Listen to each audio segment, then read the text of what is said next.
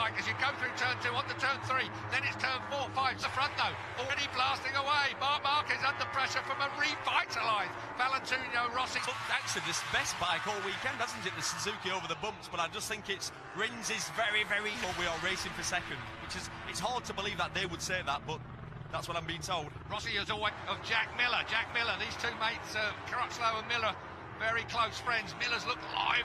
There is Ovi, he's already up to 7th place. Good start. Sixth place already. Good.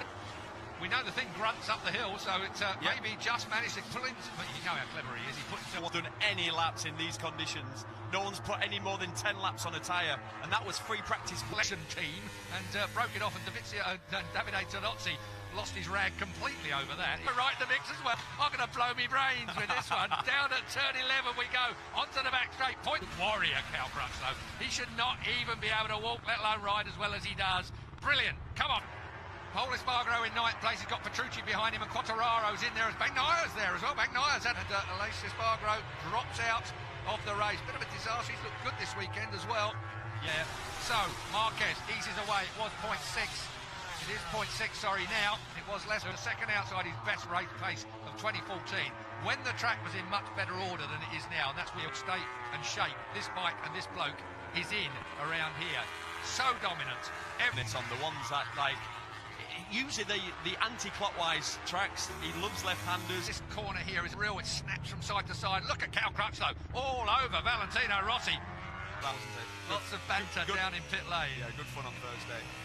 So, Lorenzo, qualified 11th finish since Austria last year. Can you believe that? I mean, yes, he's had a string.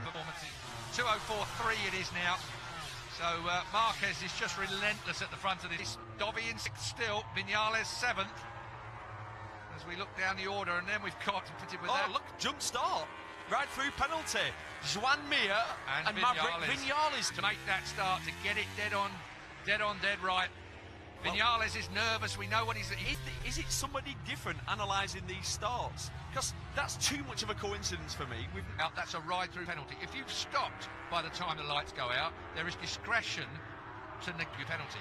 But the fact is that, hard and fast, if you're rolling, when the lights go out, you go up... That one. Our director... Well, we should get the pictures, because we were told off Dorna that we wouldn't get to Cal Crutchlow's. What worried me was Cal got such a launch off the line. When I saw that come up, then I held my breath for a moment. In 5th place. Then it's Dovi in 6th place. Morbidelli 7th. Vinales. It's just all going wrong. Cal was wide there at turn 11. Yeah, it was very wide. Very, very wide. Came in there with a hop, skip and a jump and closed right into the rear end of Valentino Rossi. That was the question I asked earlier. Look at this. It's the problem maybe that the Yamaha... You know, normally... The track temperature's going up literally as we speak. Penalty warning. Made that mistake. Here comes Cal. Does he go to the inside? I thought he was going to make that move then. Cal's all over the back of Rossi at the moment. Rossi is coming through. We talked about Dovi's great start.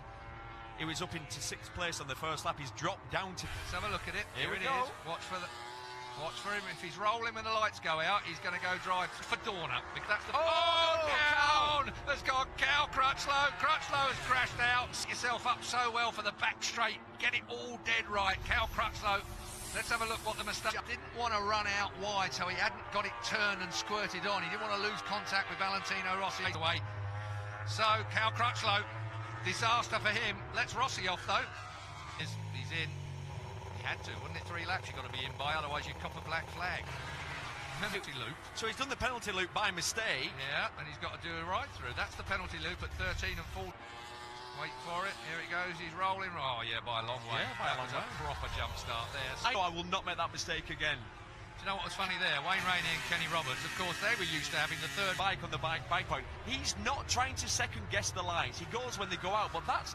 If you think about it, no, they should be across that. I am convinced if we could look at data from last year, there'd be numerous. Not now, do they? I mean, having done Cal Crutchlow in Argentina, they physically cannot let anybody go. Not 30 seconds you lose here with the length of pit lane. Yeah. I think Cal lost 27, I think, and there's quite a long pit lane. Valentino Rossi in 2nd place, who has got a 0.4 of a second lead over Jack Miller.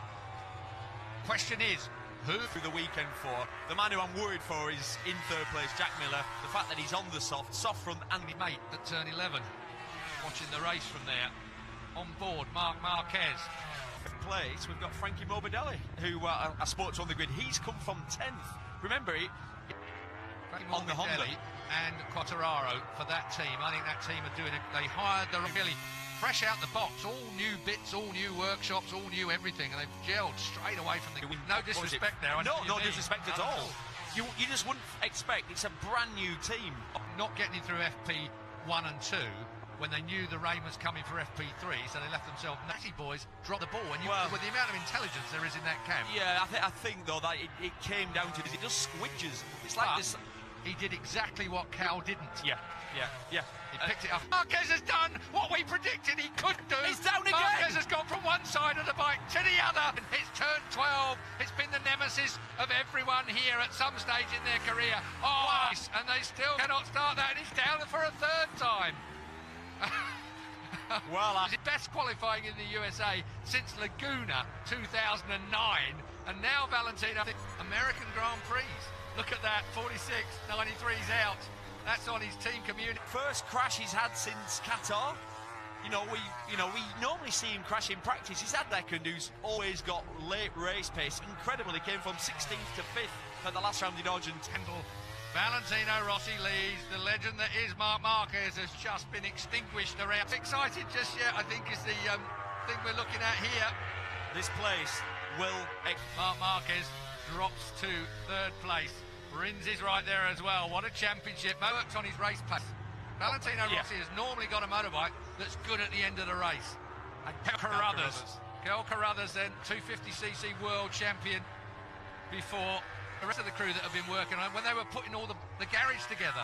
So they already have one injury this week back off. Just yet. Jack Miller, I think, is finding that tyre choice perhaps just a little bit tricky for the length on the KTM, and Benaya recovering from what's been an awful free practice and a lack of track time, remember. Strange crash. It was a strange crash. Very early. But that's the nature of the surface of this track, isn't it?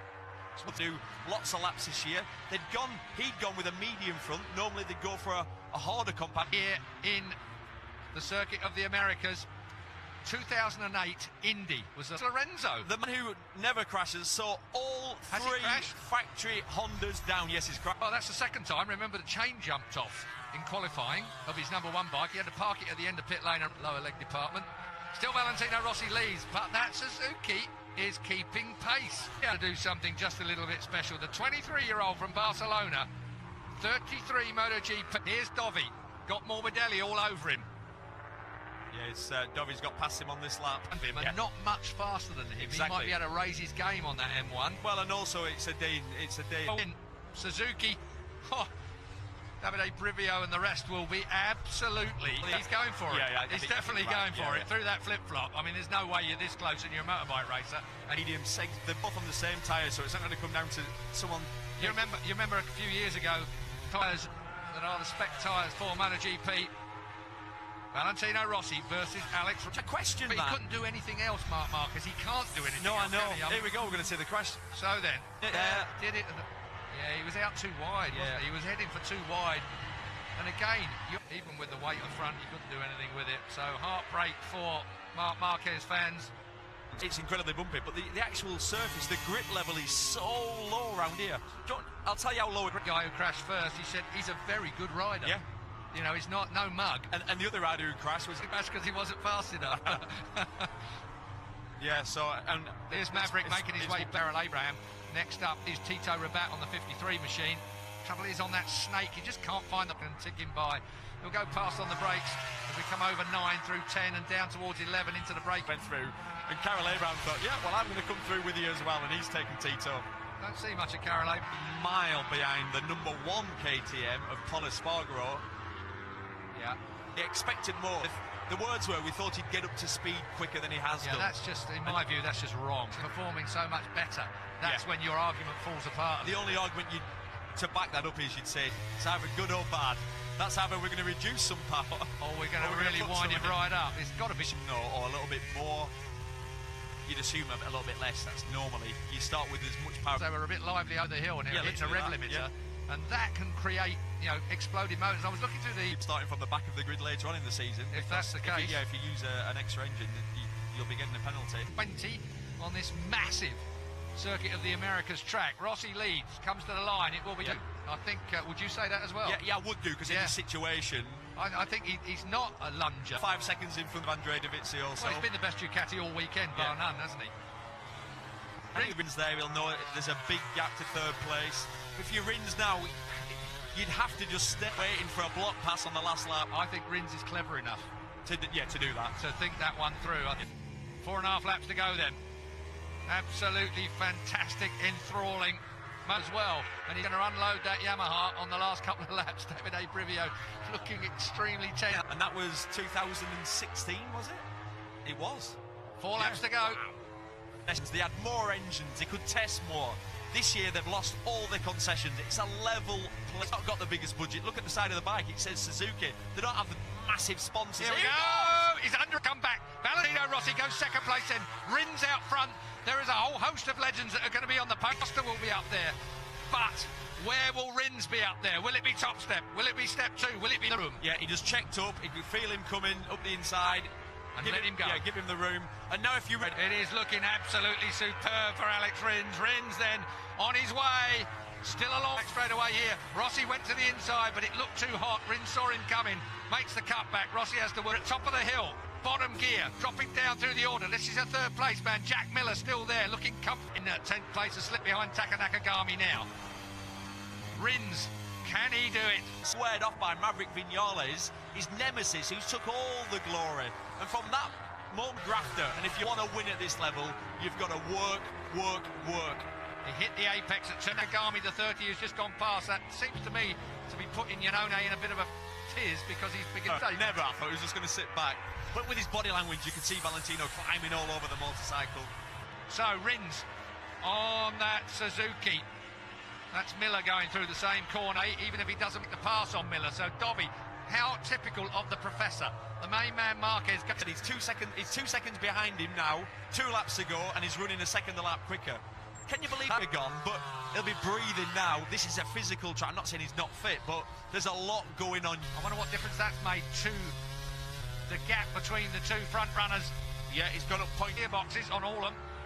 So they go down with such smoothness, such linear change. The biggest, best, most amazing moment of his life. And basically, he's got to the next lap. Suzuki are absolutely tight in the garage. Rins. Yep. Now it's dropping down through turn 2 where the big bump is. Rins is on his way. This is your third place man. Jack Lear is the perfect. Let the brake off up the inside. Rossi's catching. We'll see. From now on. So the man who cut his fingers, I don't think he's close enough to be able to do this, you know. It looks to me like Rins is 200 mile an hour, 210 mile an hour now. The Suzuki has got it sorted down towards turn 12. On to mark my words, Rossi is going to make a lunge. Brivio knows it. Brivio 17, 18, which is now Hayden Hill. Nicky Hayden above us will be looking down on this race. Out of the last corner, to the line. Valentino Rossi will be second, but it's Alex Rins that wins.